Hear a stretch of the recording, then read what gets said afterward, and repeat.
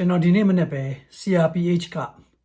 တာဝန်ခံတဦးကိုစာရေးပြီးတော့ကျွန်တော်အကြံပြုအကြောင်းကြားခဲ့ပါတယ်အဲ့ဒါကတော့ပြည်သူ့ကာကွယ်ရေးဝန်ကြီးခန့်အပ်တာဝန်ပေးဖို့ ਨੇ ပြည်သူ့အစိုးရရဲ့ပြန်ကြားရေးတာဝန်ခံတယောက်ကိုလည်းခန့်အပ်တာဝန်ပေးဖို့ဖြစ်ပါတယ်ကျွန်တော်အကြံပြုချက်မှာပို့ပြီးအရေးကြီးတာကတော့ပြည်သူ့ကာကွယ်ရေးဝန်ကြီးဆိုတဲ့ဝန်ကြီးဌာနပေါ့ပြည်သူ့ကာကွယ်ရေးဝန်ကြီးဌာန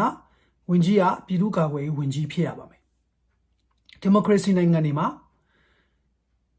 ကာကွယ်ရေးဝန်ကြီးကအယက်သားဖြစ်ပြီးတော့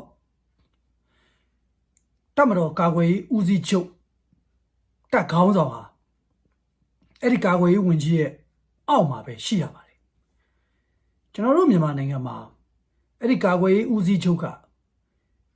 ပြည်သူအများဒီမိုကရေစီနဲ့လူ့အခွင့်အရေးဆန္ဒပြပွဲတွေရှိလာတဲ့အခါတိုင်းမှာပြစ်ခတ်ဖြိုခွဲနှိမ်နင်းဖို့စစ်တပ်နဲ့ရဲကိုသူ့ရဲ့လက်ကင်ထုတ်တွေအဖြစ်အမြဲသုံးချလေးရှိပါတယ်နိုင်ငံရဲ့အာဏာကိုလုခဲ့တာလေအဲ့ဒီ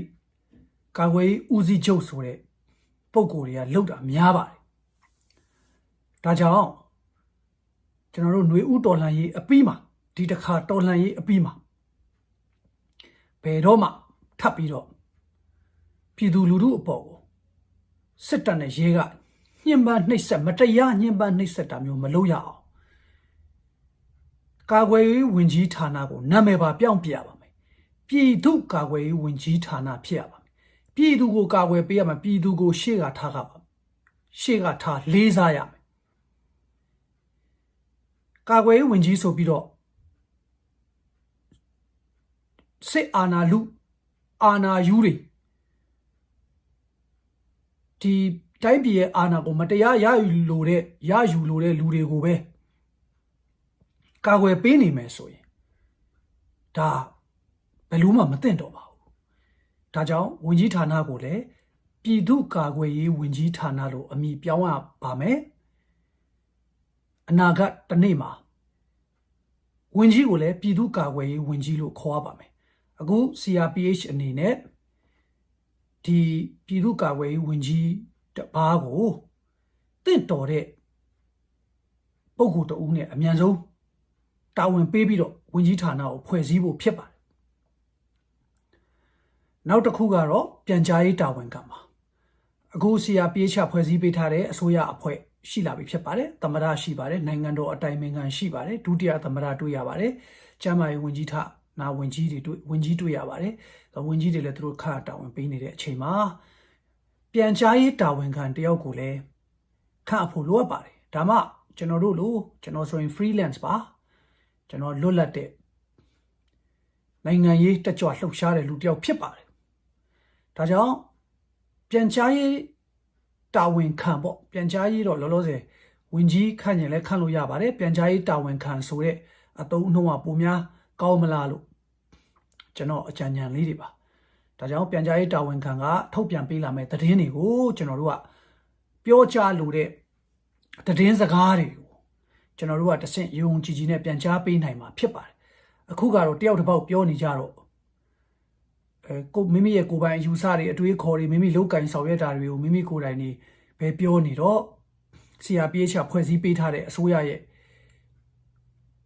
အတန်အစစ်ကိုကြားရဖို့ထုတ်ပြန်ချက်အစစ်တွေကိုကျွန်တော်တို့သိရှိရဖို့ပြန်ကြားရေးတာဝန်ခံတယောက်လည်းပြည်သူလူထုကလိုအပ်နေတာဖြစ်ပါတယ်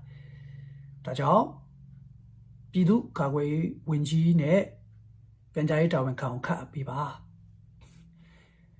ຫນွေဥတော်လှန်ရေးအပြီးမှာအမိမြန်မာပြည်ဟာဘယ်တော့မှစစ်ဖက်နှက်အောက်ပြန်မရောက်ရေးစစ်အာဏာရှင်တွေဘယ်တော့အခါမှထပ်မံအာဏာမလုရေးအတွက်ပြည်သူ့ကာကွယ်ရေးဝန်ကြီးဌာနကိုဖွဲ့စည်းပြီးတော့တပ်မတော်ခေါင်းဆောင်တွေနဲ့ဗိုလ်ချုပ်တွေအားလုံးကိုပြည်သူ့ကာကွယ်ရေးဝန်ကြီးရဲ့လက်အောက်မှာပဲထားဖို့ဖြစ်ပါတယ်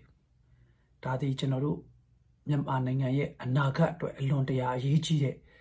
ခြေလှမ်းတလမ်းဖြစ်လာမယ်လို့ကျွန်တော်ယူဆမိပါတယ်ဒါကြောင့်လည်းကျွန်တော်အနေနဲ့ဒါကိုအကြံပြုလိုက်တာပါပြည်သူအများကလည်းကျွန်တော်ရဲ့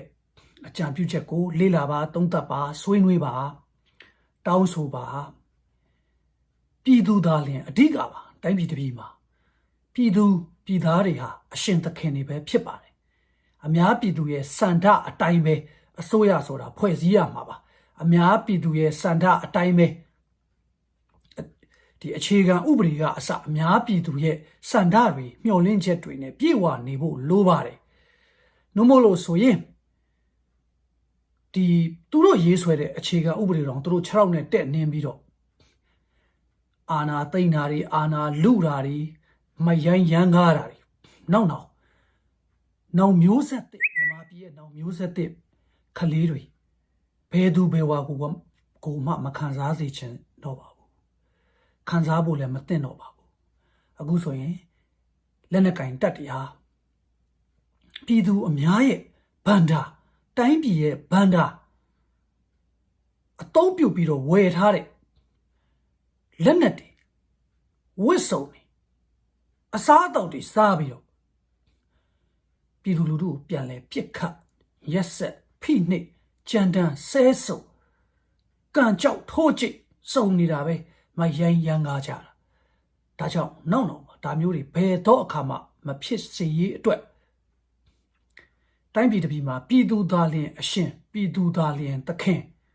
ဒါကြောင့်ပြည်သူကာကွယ်ရေးဝန်ကြီးဌာနပြည်သူကာကွယ်ရေးဝန်ကြီးကိုခန့်အပ်တာဝန်ပေးပြီးတော့များမကြာမီတော်လှန်ရေးကျွန်တော်တို့အရေးတော်ပုံအောင်မြင်ပြီးတဲ့အချိန်မှာစစ်တပ်နဲ့ရဲဟာ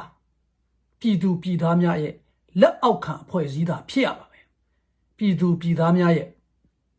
စန္ဒသဘောထားကိုတတွေမသိမ်းလိုက်နာခံယူရတယ်အားလုံးတွေးလိုက်ကြပါပါအမေရိကမှာ Black Lives Matters ပြီးတော့ရဲတွေဒူးထောက်ပြီးပြည်သူလူထုကိုတောင်းပန်တဲ့ပုံရိပ်ဟာတစ်ကမ္ဘာလုံးလက်ခံကြပါအဲ့ဒီအတိုင်းပဲတနေ့မှာမြန်မာနိုင်ငံကလက်နက်ကင်စစ်တပ်အလိုတော်ကြီးရဲတပ်ဖွဲ့ပြည်သူပေါ်ကိုရက်ဆက်ကြမ်းကြုတ်တဲ့ရဲတပ်ဖွဲ့ဝင်တွေဟာဒူးထောက်တောင်းပန်ရမှာဖြစ်ပါတယ်အဲ့ဒီတနေ့ကိုမကြခင်ရောက်လာဖို့ကျွန်တော်မျှော်လင့်ထားပါတယ်ကျေးဇူးတင်ပါတယ်ခင်ဗျာ